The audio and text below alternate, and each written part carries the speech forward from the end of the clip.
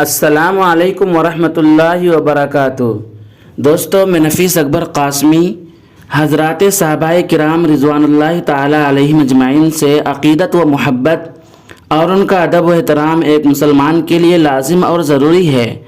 اس روئے زمین پر حضرات انبیاء کرام کے بعد مقدس ترین جماعت صحابہ کرام ہی کی ہے، جن کی عظمت و فضیلت میں قرآن کی آیتیں نازل ہوئیں اور جن کے مقام بلند کو بتانے اور ان کے حقوق سے امت کو آگاہ کرنے کے لیے امام الانبیاء سیدنا محمد رسول اللہ صلی اللہ علیہ وسلم نے گراں قدر ارشادات سے نوازا۔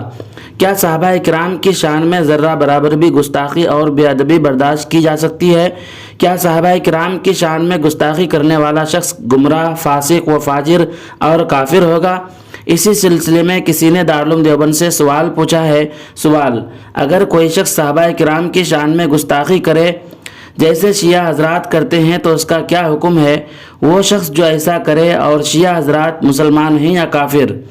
اگر کسی شخص کے بارے میں گستاخی کا شبہ ہو، جیسے میں ایک تبلیغی جماعت کے عالم دین کو سنتا ہوں جو کہ جامعۃ الرشید کراچی سے فارغ التحصیل ہیں، مجھے کبھی کبھی صحابہ کرام کے بارے میں ان کی زبان نامناسب لگتی ہے، تو ایسی صورتحال میں مجھے کیا کرنا چاہیے؟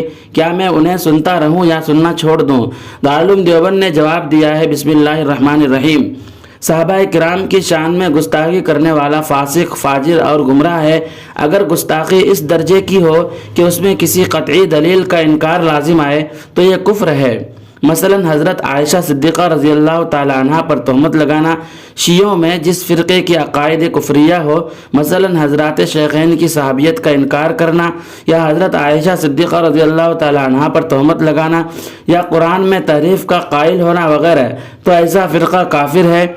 آج کل جو شیعہ پائے جاتے ہیں عموماً ان کے عقائد کفریہ ہی ہوتے ہیں۔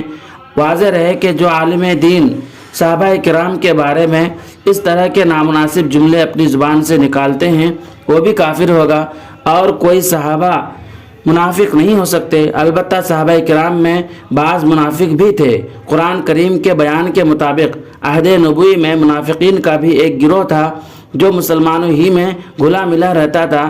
ایسی صورتحال میں تمام صحابہ ہمارے لیے کیا معیار حق ہو سکتے ہیں؟ اس کا جواب یہ ہے کہ اہل سنت والجماعت کے نزدیک تمام صحابہ معیار حق ہیں۔ ہمیں دین انہی کے واسطے سے ملا ہے، اس لیے ان کے صدق و عدالت میں ادنا شبہ بھی ایمان کے لیے خطرہ ہے، جس سے حد درجہ احتیاط لازم ہے۔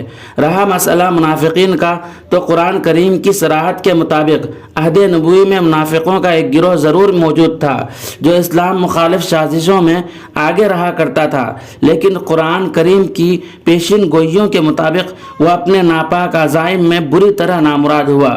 اس کا نفاق ظاہر کر کے اسے رسوا کیا گیا۔ اللہ تعالیٰ سے دعا ہے کہ تمام صحابہ کرام کی زندگی ہم سب مسلمانوں کے لیے مشعل راہ بنے، اور اللہ تعالی ہمارے دلوں میں صحابہ کرام کی عظمت، قدر اور محبت پیدا کر دے۔ دوستو، ویڈیو کے سلسلے میں آپ کی کیا رائے ہے ہمیں کمنٹ کر کے ضرور بتلائیں۔ پھر ملتے ہیں کسی نئی ویڈیو کے ساتھ۔ السلام علیکم ورحمۃ اللہ وبرکاتہ۔